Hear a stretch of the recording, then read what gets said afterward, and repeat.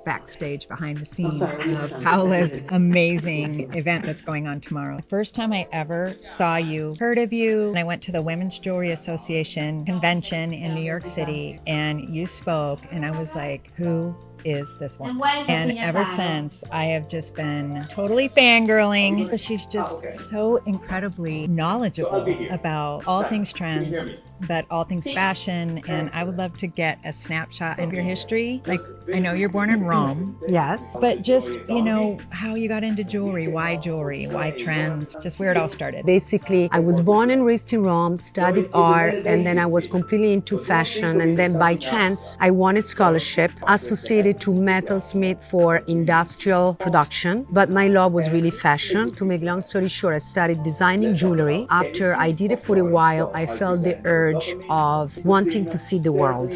And don't ask me why, but my love at that time was to be in New York. And I decided to finish up my study at FIT, where I completed my studies. I was lucky enough to be picked up by Fendi, designing jewelry and watches. At that time, the creative director was Karl Lagerfeld. So I was basically following their directions. We launched the first jewelry and watches direction collection for Fendi under the wing of Carla Fendi in New York City. That's where my career started. I was based in Manhattan. I loved working there. I was in the States for nearly 20 years of my life.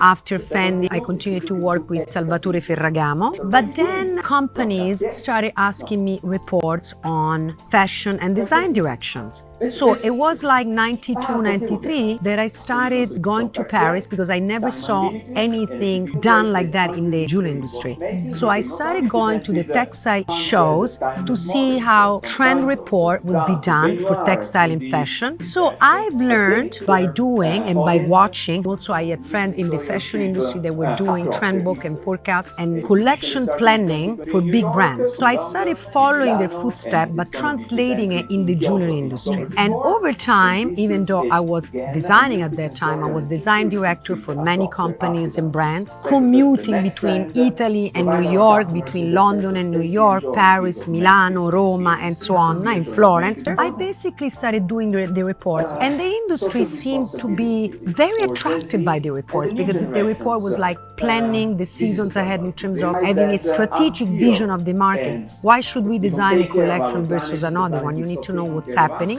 It's not only a passion, but it became my craft. It became the reason why I'm still here today after 30 years of career. I mean, and aren't you really the only one in the jewelry industry that's doing what you do? Manon, you know that my approach is not to centralize everything on me. I've been doing it for many, many years all over the world, and I have to say that I have an amazing team that is supporting me. I have created a methodology. I founded together with the Vicenza Fair an independent observatory. That means no one pays to be in the trend book, no one pays to be there. We are authentically collecting information, and we try to educate and inform the industry, from manufacturers to marketers to designers, what's going to happen next based on political turmoil, environmental changes, wars, how is affecting our market, consumer attitude, and ultimately design. So you're not just doing things based on design direction, but why things are happening, so you can decide and control what's coming ahead. You're looking at culture, you're looking at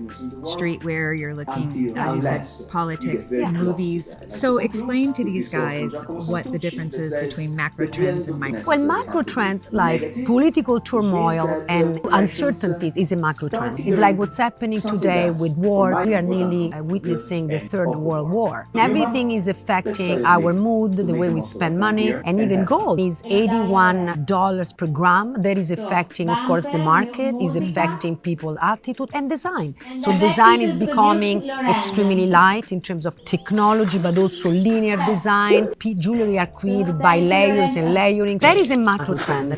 With new immigration and migration from north to south, east to west, that is changing the social fabric worldwide. So the way we are going to wear jewelry, how to wear a trend, creating strong looks by layering is also culture. It comes from the street. Those are macro trends. And micro trends are hoops in, is enamel in. It is something that is shorter. But when we're talking about the 70s are in. Why? Because we're living a similar time in history, very similar to that time of revolution, of change, of civil rights. An investor needs to invest, for instance, on a gender fluid collection. Why should they do it? Should they do it with lab-grown diamonds? Should they do it with black diamonds? Should they do it with recycled gold? The big trend of vintage jewelry and estate jewelry, not only circular economy, therefore is also environmentally safe, etc., but in a way is influencing jewelry design. So, for instance, Marina B, a big comeback, David Webb, a big comeback of that design style.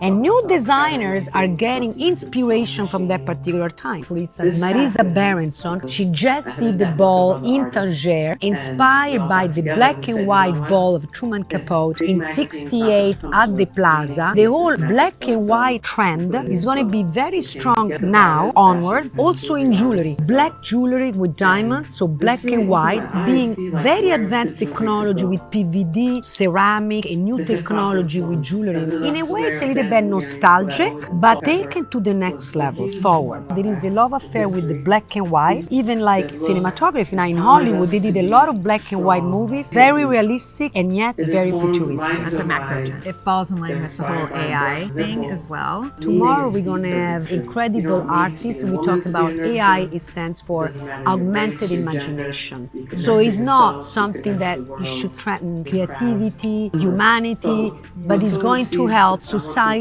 to imagine what's possible.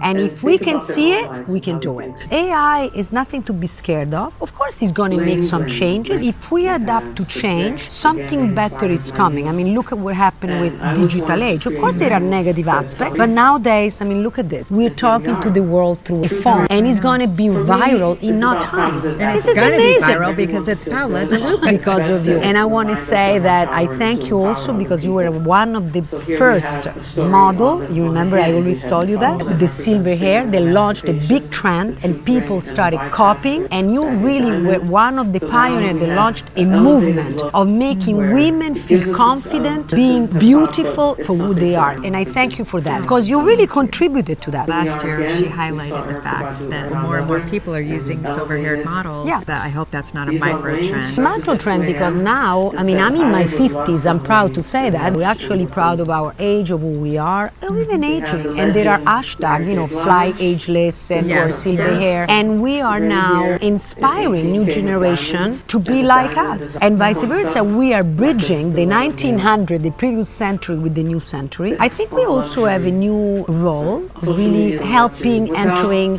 a new generation, a new perspective, and vice versa. So we are using digital age and AI to show who we are. And I think it's great. Thank you so much for taking the time. Thank you, Manon. I really appreciate it. The same. Thank you Can't for wait to having see me. the presentation tomorrow. You will have it. And thank you for having me, and thank you everybody. And Manon is amazing, and thank you to everybody. Thank you for watching. Ciao, ciao, ciao.